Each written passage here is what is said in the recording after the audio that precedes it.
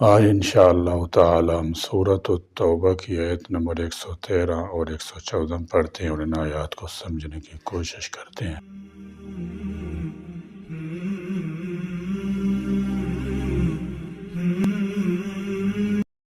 اعوذ باللہ من الشیطان الرجیم، بسم اللہ الرحمن الرحیم۔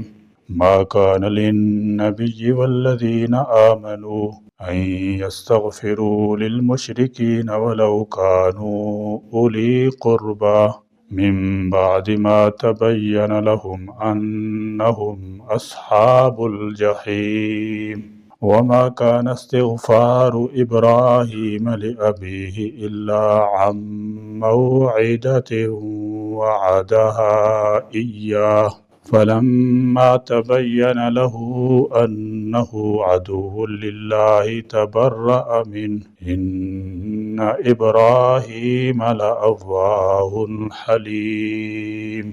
ما كان نہیں ہے لائق للنبی نبی کے، والذین اور نہ ان لوگوں کے جو آمنو ایمان لائے، ان یستغفروا یہ کہ وہ بخشش طلب کریں اللہ سے، للمشرکین مشرکوں کے لیے۔ فرمایا ما کان للنبی والذین آمنوا، ابتداء سورت سے لے کر یہاں تک مشرکین اور منافقین سے کلی طور پر تعلق ختم کرنے کے اعلان و اظہار کا حکم دیا گیا ہے۔ اب یہاں بتایا کہ جس طرح ان کے زندوں سے لا تلقی کا اظہار ضروری ہے، اسی طرح ان کے مردوں سے برات کا اظہار بھی لازم ہے، اور ان کے لیے بخشش کی دعا کرنا جائز نہیں۔ مسیب بن حزن رضی اللہ تعالیٰ عنہ فرماتے ہیں کہ جب ابو طالب کی وفات کا وقت آیا، رسول اللہ صلی اللہ تعالیٰ علیہ وسلم اس کے پاس آئے تو اس کے پاس ابو جہل بن ہشام اور عبداللہ بن امیہ بن مغیرہ کو پایا۔ رسول اللہ صلی اللہ تعالیٰ علیہ وسلم نے ابو طالب سے کہا، اے چچا، تو لا الہ الا اللہ کہہ دے، میں اللہ کے پاس اس کلمے کی شہادت دوں گا۔ تو ابو جہل اور عبداللہ بن امیہ نے ابو طالب سے کہا، کیا تم عبد المطلب کے دین سے منہ موڑ رہا ہے؟ رسول اللہ صلی اللہ تعالیٰ علیہ وسلم اس کے سامنے یہی کلمہ پیش کرتے رہے اور وہ دونوں اپنی بات دہراتے رہے، یہاں تک کہ مرتے وقت آخری بات جو اس نے کہی، علی ملت عبد المطلب، کہ میں عبد المطلب کے دین پر مر رہا ہوں، اس نے لا الہ الا اللہ کہنے سے انکار کر دیا۔ تو رسول اللہ صلی اللہ تعالی علیہ وسلم نے فرمایا، اللہ کی قسم میں تیرے لیے استغفار کرتا رہوں گا جب تک مجھے منع نہ کر دیا گیا۔ ابو طالب کے کفر پر مرنے کی وجہ سے رسول اللہ صلی اللہ تعالی علیہ وسلم کو بے حد غم اور صدمہ ہوا۔ اس پر یہ آیت نازل ہوئی، انک لا تہدی من احببت ولکن اللہ یہدی من یشاء وہو اعلم بالمہتدین۔ بے شک تو ہدایت نہیں دیتا جسے تو دوست رکھے، اور لیکن اللہ ہدایت دیتا ہے جسے چاہتا ہے، اور وہ ہدایت پانے والوں کو زیادہ جاننے والا ہے۔ عبداللہ بن عباس رضی اللہ تعالیٰ عنہ راوی ہیں کہ جہنم میں سب سے ہلکا عذاب ابو طالب کو ہوگا۔ اسے آگ کی 2 جوتیاں پہنائی جائیں گی جن کی وجہ سے اس کا دماغ کھول رہا ہوگا۔ وَلَوْ كَانُوا اور اگرچہ وہ ہوں، اولی قربا رشتہ داری، من بعد ما بعد اس کے کہ تبین واضح ہو گیا۔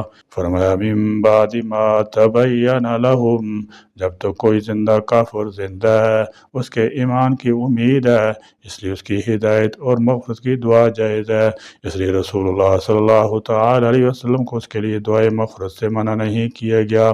البتہ جب کفر پر موت کے بعد صاف واضح ہو گیا کہ وہ جہنمی ہے، اب نبی کریم صلی اللہ تعالی علیہ وسلم یا ایمان والوں کو اس کے لیے بخشش کی دعا کرنا جائز نہیں، کیونکہ مشرک پر اللہ نے جنت حرام کر دی ہے۔ حضرت ابو ہریرہ رضی اللہ تعالی عنہ راوی ہیں کہ رسول اللہ صلی اللہ تعالی وسلم اپنی والدہ کی قبر کی زیارت کی، آپ خود بھی روئے اور اپنے ارد گرد والوں کو بھی رلایا۔ پھر آپ صلی اللہ تعالی وسلم نے فرمایا، میں نے اپنے رب سے اجازت مانگی کہ ان کے لیے استغفار کروں، مگر مجھے اجازت نہیں دی گئی۔ میں نے اس سے اجازت مانگی کہ اس کی قبر کی زیارت کر لوں تو مجھے اجازت دے دی گئی۔ سو تم قبروں کی زیارت کیا کرو کیونکہ وہ آخرت کی یاد دلاتی ہیں۔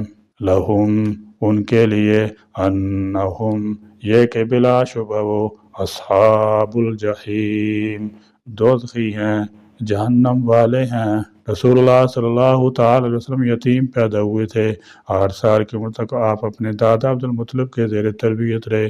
پھر عبد المطلب بھی فوت ہو گئے تو وہ آپ کو آپ کے چچا ابو طالب کے سپرد کر گئے۔ ابو طالب نے آپ کی بہت پیار و محبت سے تربیت کی۔ جب 40 سال کی عمر میں آپ نے نبوت کا اعلان کیا تو آپ کی قوم آپ کی دشمن بن گئی، لیکن حضرت ابو طالب نے آپ کی بھرپور حمایت کی اور اسلام نہ لانے کے باوجود ہر مشکل وقت میں ابو طالب نے آپ کا ساتھ دیا اور آپ کے لیے ڈھال کا کام دیتے رہے۔ شیب ابی طالب میں 3 سال آپ کے ساتھ رہے۔ آپ کو بھی ابو طالب سے بہت محبت تھی۔ نبوت کے 8ویں سال ابو طالب کی وفات ہو گئی، جس کا آپ کو شدید صدمہ ہوا۔ آپ صلی اللہ تعالی علیہ وسلم نے ابو طالب کی پدرانہ شفقت اور اسلامی خدمات کے جذبات سے متاثر ہو کر ان کے حق میں استغفار کا وعدہ کیا۔ اس وقت آپ نے فرمایا تھا، میں تمہارے لیے بخشش کی دعا کرتا رہوں گا جب تک مجھے اس سے منع نہ کیا جائے۔ اس وقت یہ آیت نازل ہوئی۔ بیان کردہ حدیث سے معلوم ہوتا ہے کہ سعید کے نزول سے پہلے مشرکوں کے لیے دعائے مفرد کرنا منع نہ تھا، اور نبی صلی اللہ علیہ وسلم نے اپنی مشرک قوم کے لیے جو دعا فرمائی تھی، اللہم اغفر لقومی فإنہم لا یعلمون، یا اللہ میری قوم بے علم ہے، اس کی مغفرت فرما دے۔ یہ آیت کے منافی نہیں، اس لیے کہ اس کا مطلب ان کے لیے ہدایت کی دعا ہے، یعنی وہ میرے مقام مرتبہ سے ناشنا ہیں، اس سے ہدایت سے نواز دے تاکہ وہ مغفرت کی اہل ہو جائے، اور زندہ کفار مشرکین کے لیے ہدایت کی دعا کرنی جائز ہے۔ اس آیت کریمہ میں اللہ تعالیٰ جل شانہ نے یہ بات سمجھا دی ہے کہ مشرکوں کے لیے بخشش کی دعا منگنا حرام ہے، چاہے باپ ہو یا بیٹا، بھائی ہو یا کوئی دوسرا عزیز ہو۔ کافر اور مشرک جب تک دنیا میں موجود رہے اس کے لیے ہدایت کی دعا مانگنی چاہیے کہ اللہ تعالیٰ انہیں ایمان کی توفیق بخش کر انہیں مغفرت کا اہل بنا دے، مگر مرنے کے بعد ان کے لیے بخشش کی دعا مانگنا جائز نہیں، کیونکہ اللہ تعالیٰ جل شانہ نے اس سے منع فرما دیا ہے اور مشرکوں کے متعلق قطعی فیصلہ کر دیا۔ فرمایا، ان اللہ لا یغفر ان یشرک بہ ویغفر ما دون ذلک لمن یشاء۔ اللہ تعالیٰ مشرکوں کی ہرگز نہیں بخشے گا اور اس کے علاوہ جس کو چاہے معاف کر دے۔ مغفرت کی دعا صرف ایمان والوں کے لیے روا ہے، کہ دعا مرنے والے مومنوں کے لیے ہے کہ اللہ تعالیٰ ان کی غلطیوں کو معاف فرمائے اور ان کو جنت الفردوس اور اعلیٰ مقام عطا فرمائے۔ اور دوسری مسلمان بات یہ ہے کہ صدقہ خیرات کر کے مومن کو احصال ثواب کرنے سے مرنے والے کو اس کا فائدہ پہنچتا ہے، تاہم مشرک کے لیے دعائے مغفرت ہرگز جائز نہیں۔ مشرک کا معلوم ہونا یا تو وہی الہی سے ہوگا یا پھر مشرک وہ ہوگا جو اعلانیہ طور پر کفر و شرک کے کام کرتا ہو اور اسی پر سے موت آئی ہو، مرنے سے پہلے اس نے معافی بھی نہیں مانگی، تو ظاہری قرینہ یہی ہے کہ ایسا شخص مشرک ہے۔ ایسے لوگوں کے متعلق اللہ تعالیٰ جل شانہ نے فرمایا کہ اللہ کے نبی اور مومنوں کے لیے لائق نہیں کہ وہ کسی مشرک کے حق میں بخشش کی دعا کریں، خواہ وہ ان کے قرابت دار ہی کیوں نہ ہوں۔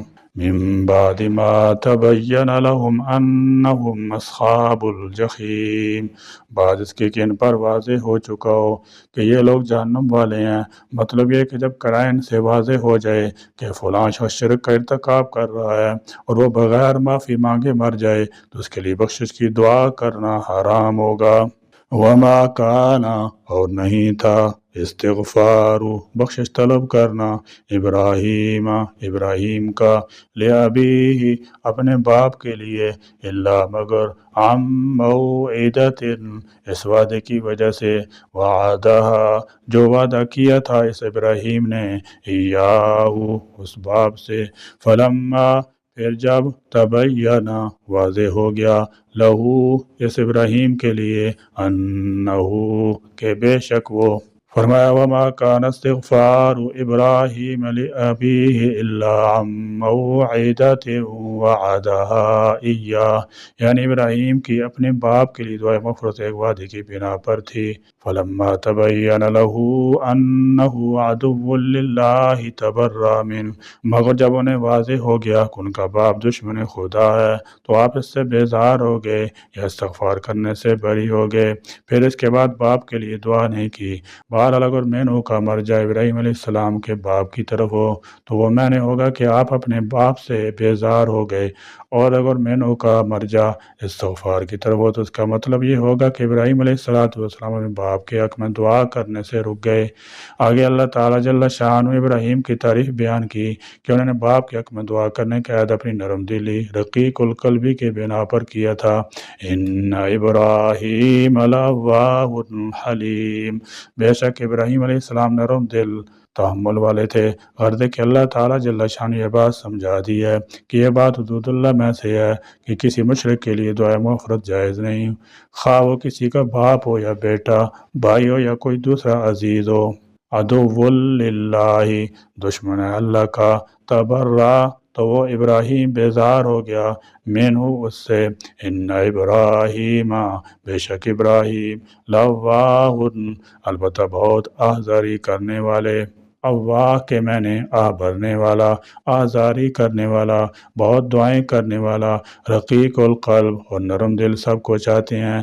ان کی نرم دلی سے اس سے بڑھ کر اور کیا ہو سکتی ہے کہ باپ تو کہہ رہا کہ یہاں سے نکل جاؤ ورنہ تمہیں رجم کر دوں گا، اور آپ اس کو جواب دیتی ہیں کہ میں تو جا رہا ہوں، تم سلامت رہو، میں تمہارے لیے اپنے رب سے معافی بھی مانگوں گا۔ حلیم، بردبار تھے، تحمل والے تھے، یعنی جب سیدنا ابراہیم علیہ السلام کے باپ آزر نے ان سے کہا تھا کہ یہاں سے نکل جاؤ اور میری آنکھوں سے دور ہو جاؤ ورنہ میں تمہیں سنگسار کر دوں گا، تو اس وقت آپ نے باپ سے کہا تھا تم سلامت رہو، میں جا رہا ہوں، البتہ تمہارے لیے بخشش کی دعا کرتا رہوں گا، اور یہ بات میرے اختیار میں نہیں کہ میں تمہیں اللہ کی گرفت سے بچا سکوں۔ چنانچہ اسی وعدہ کے مطابق آپ نے اس کے حق میں دعا فرمائی کہ اے اللہ میرے باپ کو معاف فرما دے کیونکہ وہ گمراہوں سے ہے، اور اس دن مجھے رسوا نہ کرنا جب سب لوگ اٹھائے جائیں گے۔ پھر جب سیدنا ابراہیم کو معلوم ہو گیا کہ وہ راہ راست کی طرف آنے والا نہیں، اللہ کا دشمن ہے، تو اس سے اپنی بیزاری کا اظہار کر دیا۔ جو دعا آپ نے اپنے حق میں کی تھی کہ مجھے قیامت کے دن رسوا نہ کرنا، اس کی تفصیل اس حدیث میں ملاحظہ فرمائیے۔ سیدنا ابو ہریرہ رضی اللہ تعالیٰ عنہ کہتے ہیں کہ آپ نے فرمایا ابراہیم قیامت کے دن اپنے والد آزر کو دیکھیں گے کہ ان کے منہ پر سیاہی اور گرد و غبار ہوگا۔ آپ اس سے کہیں گے میں نے تمہیں کہا نہ تھا میری نافرمانی نہ کرنا؟ آپ کا باپ کہے گا آج میں تمہاری نافرمانی نہیں کروں گا۔ اس وقت سیدنا ابراہیم علیہ السلام عرض کریں گے پروردگار تو نے مجھ سے وعدہ کیا ہے کہ میں قیامت کے دن تجھے رسوا نہ کروں گا، اور اس سے بڑھ کر کیا رسوائی ہو سکتی ہے کہ میرا باپ اس حال میں ہے۔ اللہ تعالیٰ فرمائیں گے میں نے کافروں پر جنت حرام کر دی ہے۔ پھر کہا جائے گا ابراہیم ذرا اپنے پاؤں تلے تو دیکھو۔ اسی وقت انہیں باپ کی جگہ ایک نجاست سے لتھڑا ہوا بجو نظر آئے گا، فرشتے اس کے پاؤں پکڑ کر دوزخ میں ڈال دیں گے۔ وَاتَّخَذَ اللَّهُ إِبْرَاهِيمَ خَلِيلًا، گویا اللہ تعالیٰ نے سیدنا ابراہیم علیہ السلام کی رسوائی کو اس طرح دور کیا کہ ان کے باپ کی شکل ہی بدل دی، اور رسوائی کا دار و مدار تو شناخت پر ہے۔ جب یہ شناخت ہی نہ رہے کہ کیا چیز دوزخ میں پھینکی گئی ہے تو پھر کسی کی رسوائی کا سوال ہی پیدا نہیں ہوتا۔ یا اللہ کریم اپنے ہر چھوٹے بڑے حکم کی اطاعت فرمانبرداری ہم کو نصیب فرما، اور جو احکام یا اللہ آپ کے ہم کو پہنچ چکے ہیں ان کی نافرمانی خلاف ورزی سے ہم کو کامل طور پر بچنا نصیب فرما۔ یا اللہ کریم آپ ہی ہمارے حامی مددگار ہو جائیے، غیروں کی مدد حمایت کا ہم کو حاجت مند نہ رکھیے۔ یا اللہ کریم موت و حیات آپ ہی کی قبضہ میں ہے، یا اللہ ہم سب کو اسلام کی زندگی اور ایمان کی موت نصیب فرما، آمین۔ وآخر دعوانا الحمدللہ رب العالمین۔